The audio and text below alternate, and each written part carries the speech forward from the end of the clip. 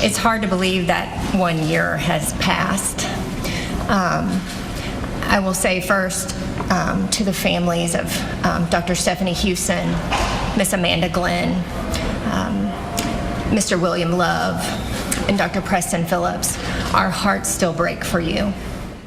1 year after tragedy and the deaths of 4 innocent people, the Tulsa community is once again St. Francis strong. Community leaders in St. Francis Hospital held a news conference marking 1 year since the shooting in the Natalie Medical Building by a disgruntled patient who ended up killing himself. Now, just minutes ago at 4:52, which was the time the first shots were fired, the entire health system prayed together.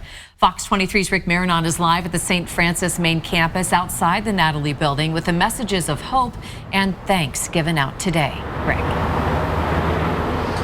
It was almost exactly a year ago I was on this street corner bringing you the first details we were able to get. And even though it has been a year, the message is simple. A year has not been nearly enough time. If time heals all wounds, they certainly need more than a year to heal everything they've been through. Just like the building the shooting took place in, so many people look fine on the outside, but still have pain and scars on the inside. Healing from this type of life-changing trauma takes time, and quite frankly, may be with them the rest of their earthly lives. 1 year later, the healing for so many has only just begun. And for some who either lost someone or witnessed what happened right in front of them, some will never be made whole again. We lost unique people in this tragedy.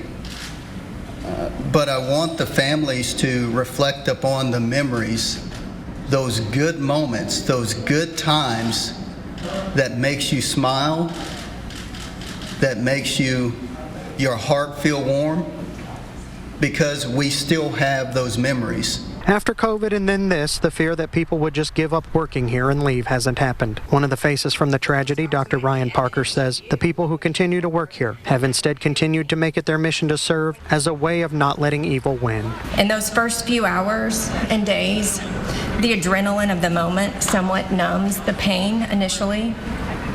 Despite the grief, we all had a sense of duty to still show up and take care of each other and of the community that needed us. Thanks went out heavily to the officers who went in without hesitation to make sure the killing didn't continue. And then appreciation to the community. Total strangers lifting up others they've either never met or have only seen in passing. And it's us picking up each other is how we find the ability to put one foot in front of the other, even when we are still so numb we can't feel anything, let alone our feet. When we lose someone that we love unexpectedly, an anniversary like today can be a day of despair and pain.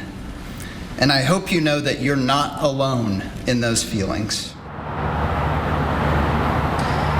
That news conference was just the public portion of all of the events that have taken place here in the Natalie Building. Just a half hour ago, there was a prayer processional with priests, doctors, everyone from the St. Francis community privately going into the Natalie Building. That was just one of many events out here today to help people process what has happened here a year ago. Rick, you mentioned at the start of your live reporting that you're standing in that exact same spot where you were standing at the exact same time last year during our breaking news coverage. Yeah, we're wondering, what's the mood like out there? How does it feel? Does it bring back thoughts, feelings? I will be totally transparent with you and tell you I came back here a few days ago just to prepare for this live shot.